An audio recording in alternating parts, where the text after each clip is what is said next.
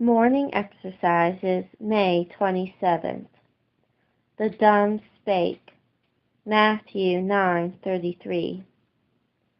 This was a natural dumbness, the cure of which was to be one of the miracles attending the Messiah's advent. Then the eyes of the blind shall be opened, and the ears of the deaf shall be unstopped. Then shall the lame man leap as a hart, and the tongue of the dumb sing. But there is a moral dumbness, and the Savior heals this when he makes us new creatures. Then old things pass away, and all things become new. Not physically new, but spiritually new, each faculty becoming new in quality, application, and use.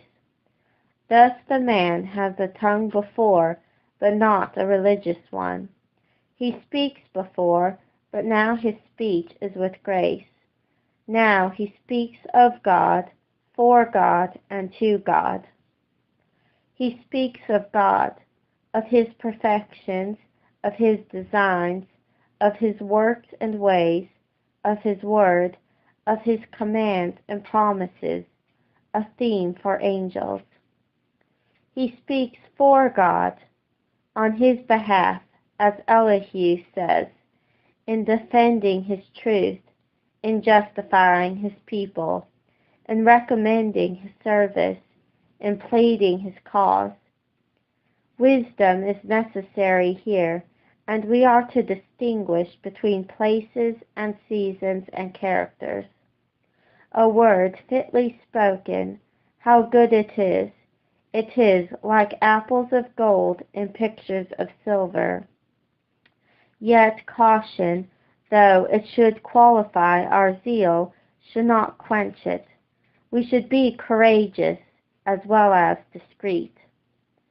And if some proper hour appear, I'll not be overawed, but let the scoffing sinner hear that I can speak for God.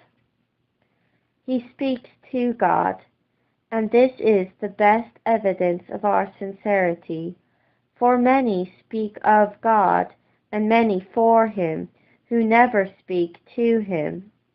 While the world hears them, and the temple hears them, silence reigns in the closet. But the Christian's delight is in God, and the duties and exigencies of his spiritual condition will bring him often to his seat, and he will address him much in a way of adoration and confession and intercession and prayer. If you are the subject of this grace, use it, and be concerned that the words of your mouth as well as the meditation of your heart may be acceptable in God's sight. Beware of any return of the old malady. There is an occasional, partial, comparative dumbness, and it is brought on by sin. This stops our speech. It did so in the case of David when he had fallen by his iniquity. It not only broke his bones and deprived him of joy, but of confidence, and filled him with fear and silence.